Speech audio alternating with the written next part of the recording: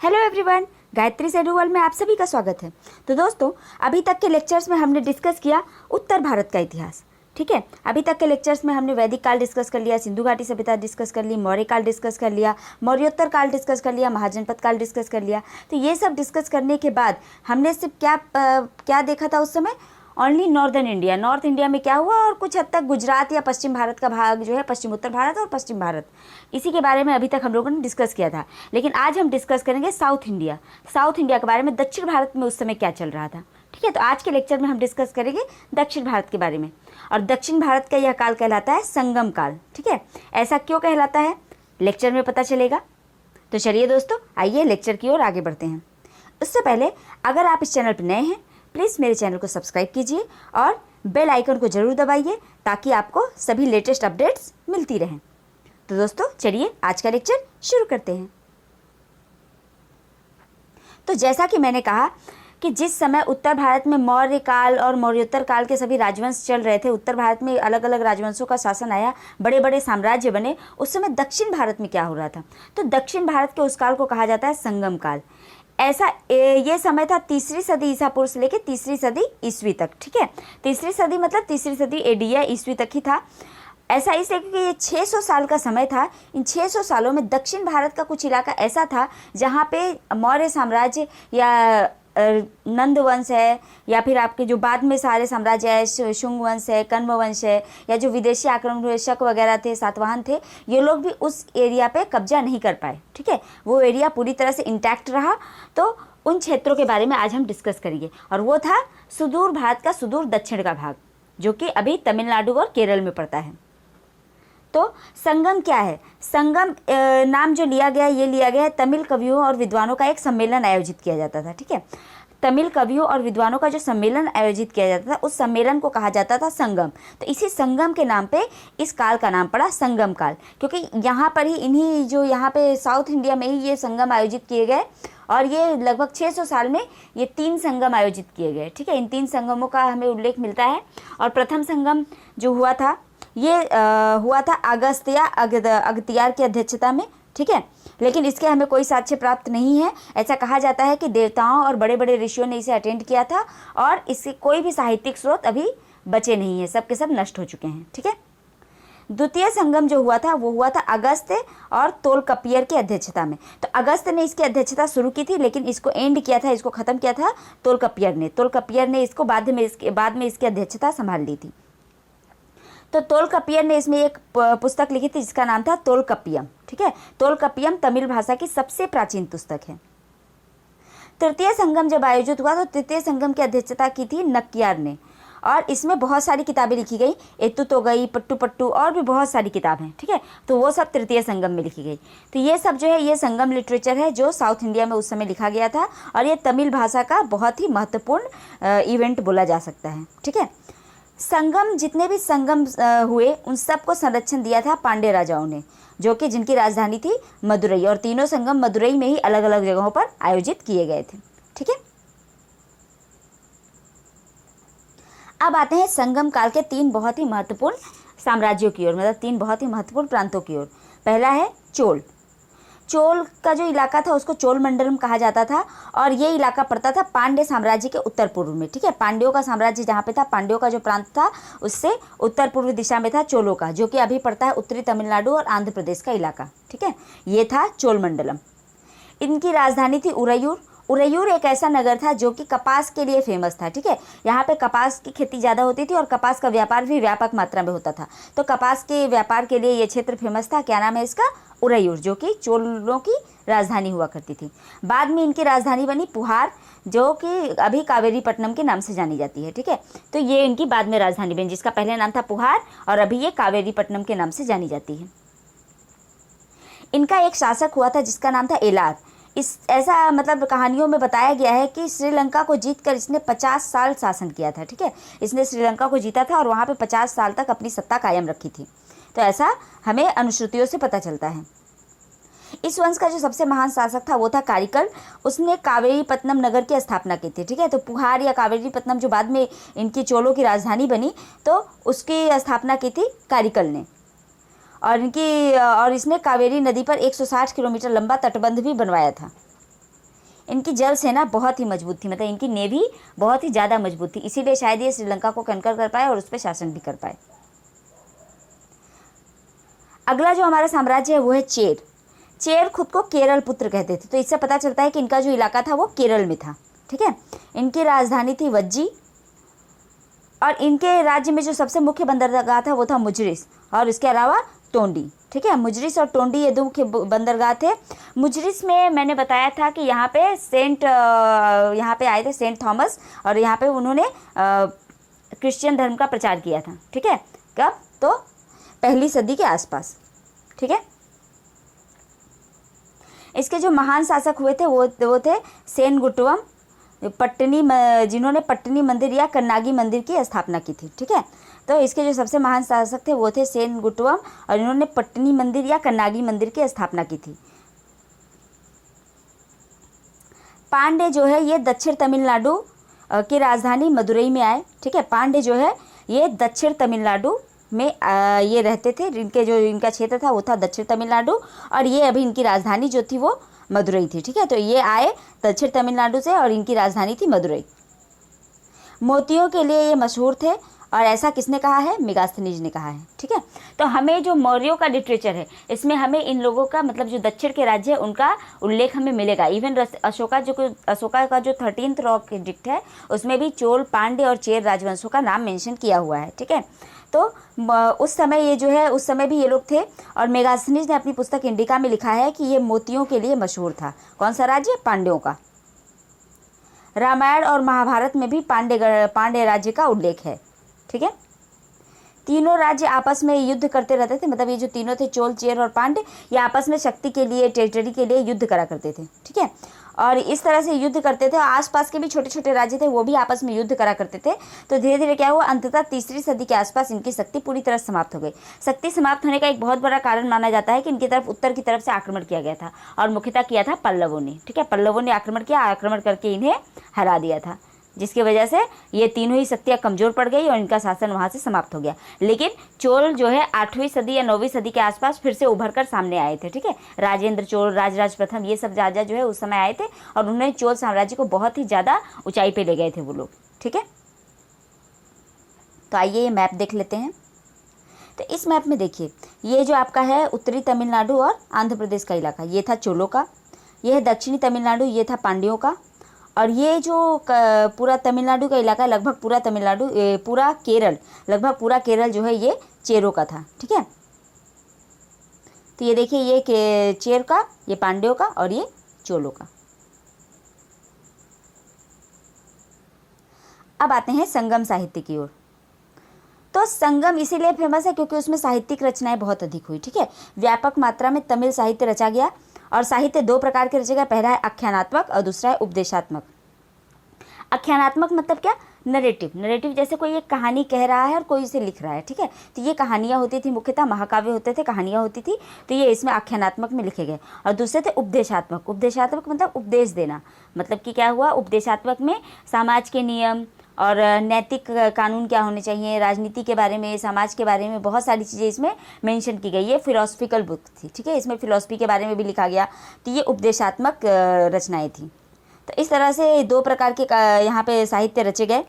पहला जो है आख्यानात्मक, आख्यानात्मक के बारे में हम जानेंगे। इसमें मुख्यतः थी कहानियाँ और महाकाव्य, वीर गाथाएँ होती थी और इसमें क्या था, युद्ध और पशुहरण का उल्लेख किया हुआ है।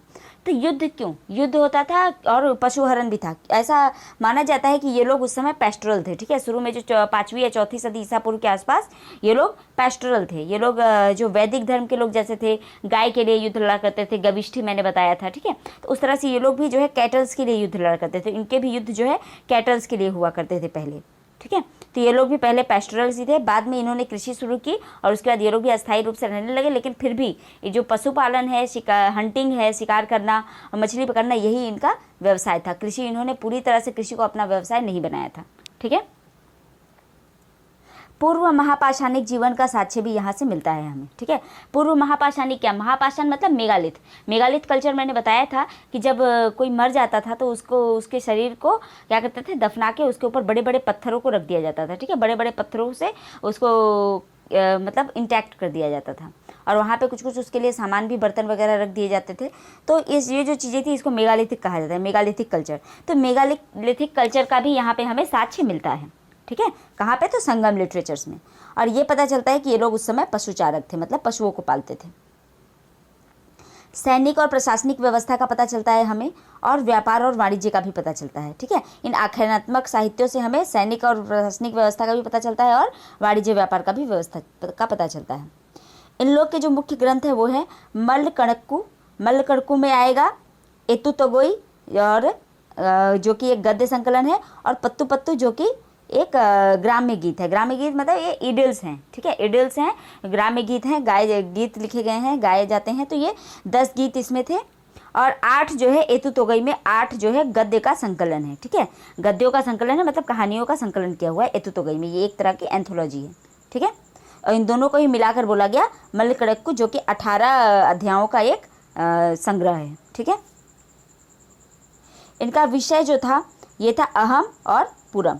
तो जो आख्यानात्मक जो भी थे, इनका अहम मतलब प्रेम और पुरम मतलब वीरता। तो ये दो चीज़ों का ही विषय इसमें मुख्यतः लिया गया। ठीक है, दूसरी जो मुख्य पुस्तक थी वो थी शिल्पादिक्रम। शिल्पादिक्रम को लिखा था इवांगो अदिगल ने। ठीक है, ये बहुत ही इंपॉर्टेंट बात है, ये सब एग्जाम में अक्सर पूछ लिए जाते हैं। जैसे मल्लकड़क्कू है, उसके बाद ये शिल्पादिक्रम है, तो ये सब एग्जाम में अक्सर पूछ लिए जाते हैं। तो इस शिल्पादिक्रम लिखा था इवांगो अदिगल ने। और शिल्पादिक्रम, इस वर्ड का मतलब होता है ज्वेल्ड एंकलेट। ठीक है, जो पायल पहनी जाती है, पायल में मतलब ज्वेलरी किया हुआ, ये डिज़ाइन किया हुआ, उसको बोलते हैं ज्वेल्ड एंकलेट। तो इस शिल्पादिक्रम का मतलब यही है, ज्वेल्ड एंकलेट।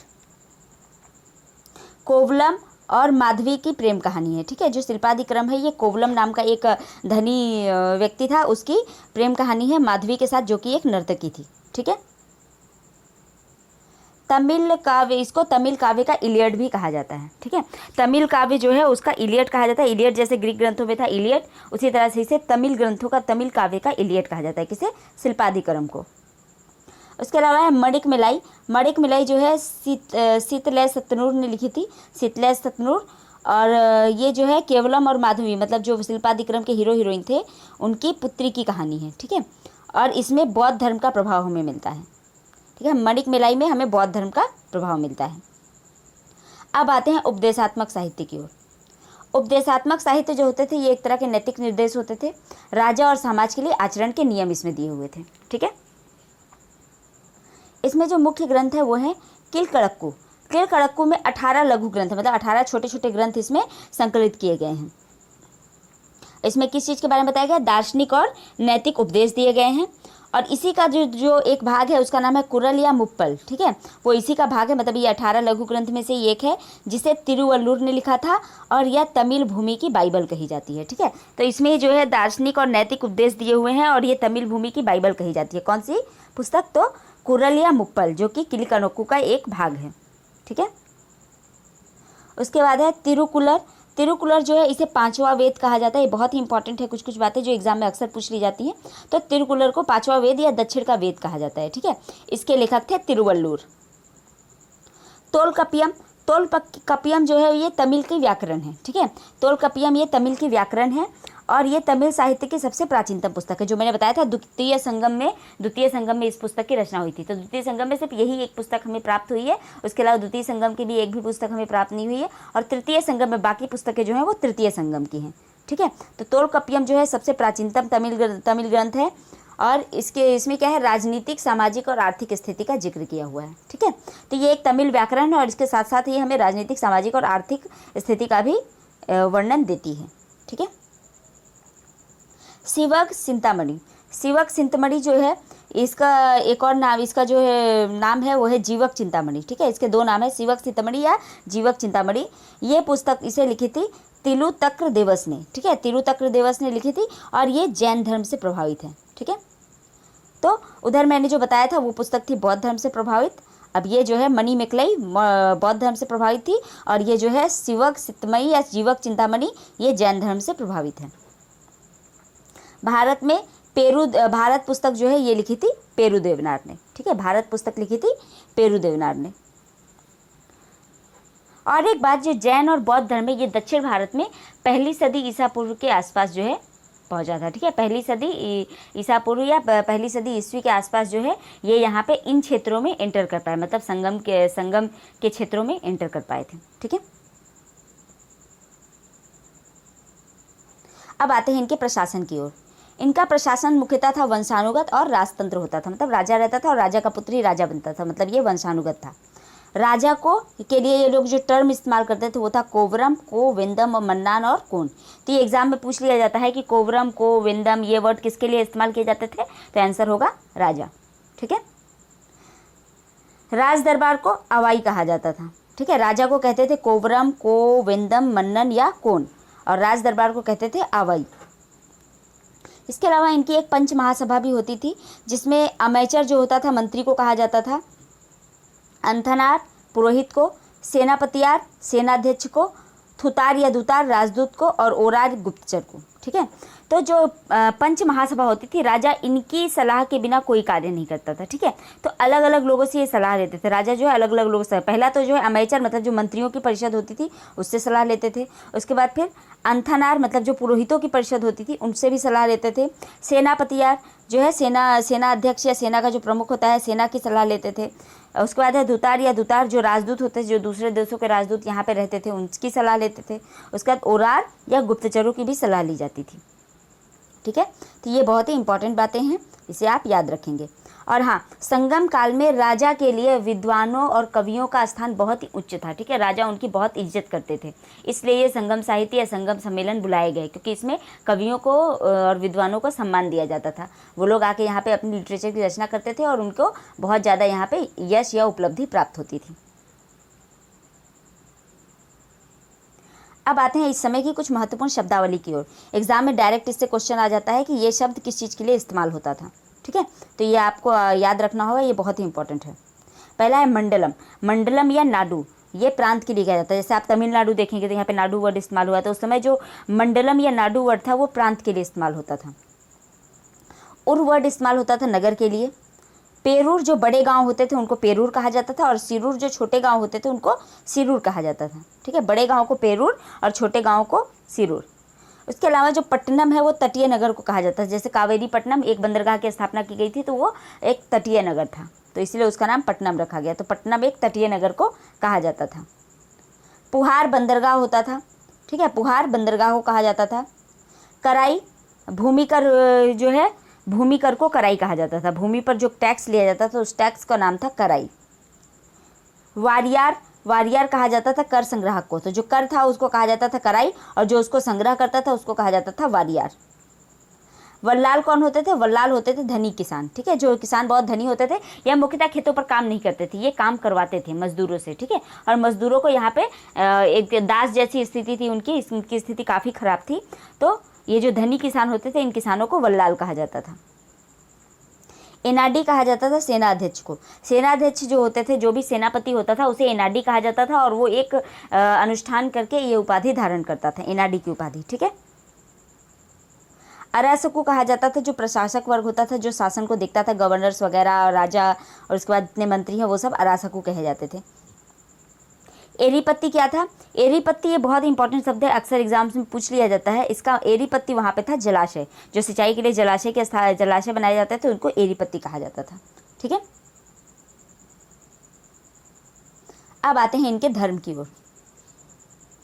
तो जो संगम राज्य थे जितने भी, इनके ये स्थानीय धार्मिक रीति रिवाजों का भी पालन करते थे, लेकिन वैदिक धर्म भी एंटर कर चुका था। ठीक है, वैदिक धर्म भी एंटर कर चुका था, क्योंकि बहुत सारे जो राजा थे, चोल हो या चेर हो या पांड्या हो, इन लोगों ने काफ़ी यज्ञ हवन करवाए थे। ठीक है, तो ये वैदिक धर्म का सबूत है।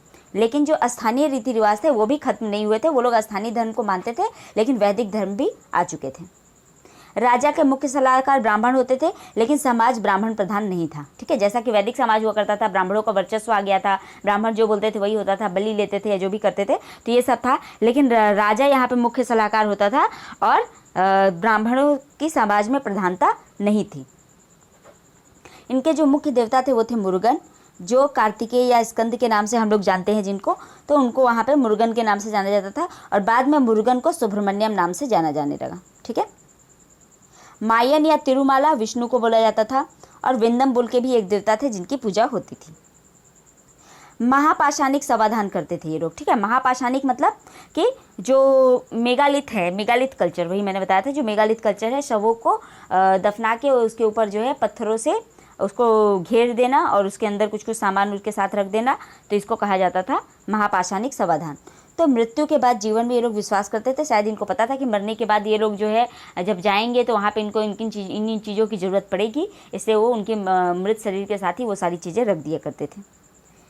वीर मृत्यु के बाद पत्थर बन जाते हैं, ऐसा इनका मानना था, ठीक है, कि कोई अगर वीर गति को प्राप्त हुआ है, मतलब लड़ते लड़ते युद्ध में अगर उसकी मृत्यु हुई है तो मरने के बाद वो पत्थर बन जाता है, ठीक है। तो ऐसा इन लोगों का मानना था, तो इसलिए वो लोग महापाषाणिक कल्चर का इस्तेमाल करते थे।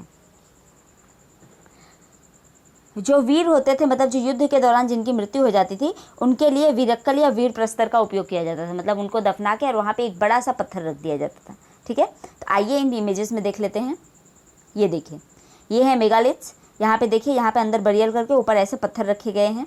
इस तरह से भी होता था, इसको पत्थरों से घेर दिया जाता था, तो इस तरह से भी किया जाता था।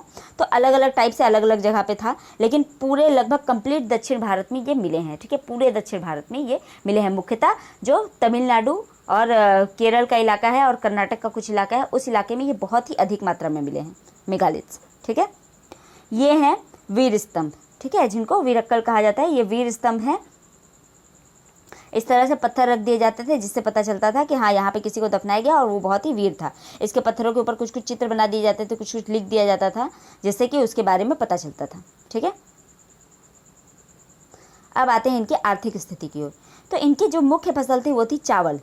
इसके अलावा ये खेती ये इनकी जो मुख्य काम खेती नहीं था, ये खेती करते थे, लेकिन उसके अलावा ये लोग शिकार, मछली पकड़ना, पशुपालन करना, तो ये भी ये लोग करते थे।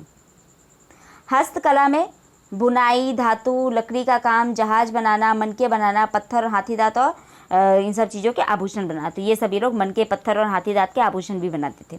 तो ये सब हस्तकला वहाँ पे बहुत अधिक मात्रा में विकसित थी। इवन मैंने बताया पांड्या जो है वो पर्ल्स के लिए या मोतियों के लिए फेमस था, ऐसा मेगास्थनीज ने कहा है, ठीक है। व्यापार जो इनका था वो रोम के साथ मुख्यतः होता था और बहुत ही समृद्ध व्यापार था, ठीक है। उस समय रोमन साम्राज्य भी बहुत ज़्यादा समृद्ध था और रोम से व्यापार करके ये लोग भी काफ़ी समृद्ध हो चुके थे। आयात में क्या करते थे ये लोग? स्वर्ण, कांच और घोड़े और मदिरा का आयात करते थे, मतलब बाहर से मंगाते थे। सोना तो उस यहाँ पे अभी भी उतनी बड़ी मात्रा में नहीं होता है, सोना का आयात ही करना पड़ता है, ठीक है। एक जो है दक्षिण भारत में ही हमारे पास एक सोने की खान है, उसके अलावा और हमारे पास सोने की खान अभी भी नहीं है, और सोना इसलिए ये लोग बाहर से आयात करते थे, ठीक है। निर्यात में सूती वस्त्र, मसाले, हाथी दांत और मोतियां और रत्न, ये जो है ये लोग यहाँ से निर्यात करते थे, ठीक है। मुख्यतः सूती वस्त्र मैंने बताया, इन लोग का जो मुख्य नगर ये इलाका था ये सूती वस्त्रों के लिए बहुत ज़्यादा फर्टाइल था, ठीक है। कॉटन प्रोड्यूसिंग एरिया था, तो ये लोग कॉटन बहुत अधिक मात्रा में प्रोड्यूस करते थे और इनका सूती वस्त्र होता था बहुत ही उत्तम क्वालिटी का होता था, ठीक है। इसकी क्वालिटी बहुत अच्छी होती थी, तो ये सूती वस्त्र यहाँ से निर्यात किए जाते थे रोम की ओर, ठीक है। रोम या अन्य देशों की ओर, पश्चिमी देशों की ओर ये निर्यात किए जाते थे।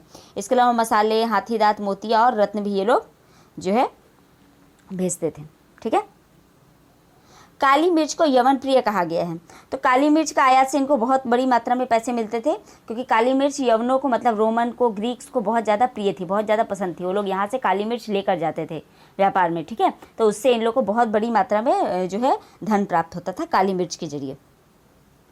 रोम की सेना की टुकड़ियाँ जो है मुजरिस में स्थापित थी, ठीक है। तो रोम का यहाँ पे काफ़ी अच्छा व्यापार था, काफ़ी व्यापक व्यापार था, तो यहाँ पे उन्होंने अपने 1-2 रेजिमेंट्स भी स्थापित करके रखे हुए थे, 1-2 आउटपोस्ट भी स्थापित करके रखे हुए थे जो कि मुजरिस में थे। मुजरिस जो है वो चेर राज्य का बहुत बड़ा भाग्य था, बहुत बड़ा उन लोगों का बंदरगाह था।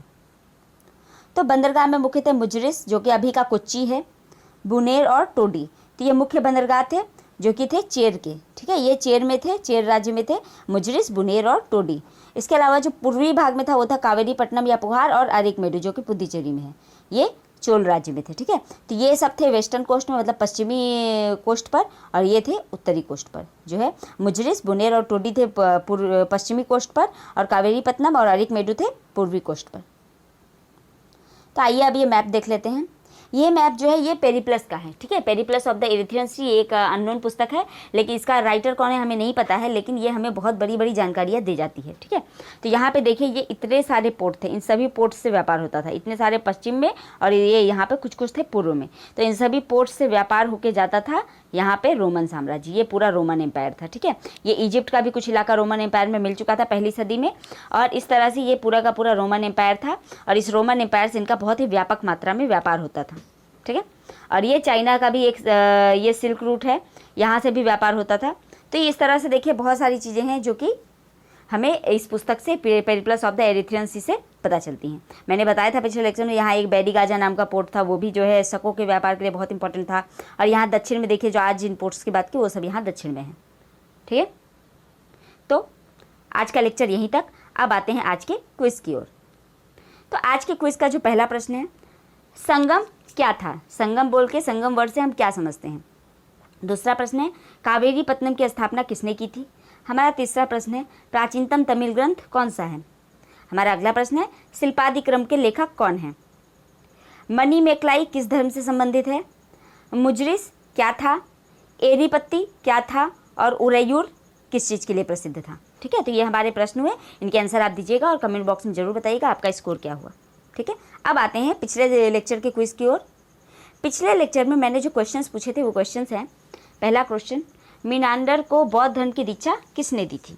हमारा दूसरा प्रश्न, नाट्य कला में पर्दे का प्रचलन किसने किया? हमारा अगला प्रश्न, प्राचीनतम विशुद्ध संस्कृत अभिलेख किसने बनवाया था? हमारा अगला प्रश्न, मुख्य पाल्लव शासक कौन था? हमारा नेक्स्ट क्वेश्चन है, कुषाण मूलतः किस जाति के थे? कनिष्क की राजधानी क्या थी? कनिष्क की जो मस्तक रहित मूर्ति है वो किस कला का उदाहरण है? गांधार शैली किन कलाओं का मिश्रण थी? और शुद्धतम सोने के सिक्के किसने जारी किए थे? ठीक है, अब आइए इनके आंसर्स देख लेते हैं। हमारा जो पहला आंसर होगा वो होगा, मीनांडर को बौद्ध धर्म की दीक्षा नागसेन ने दी थी।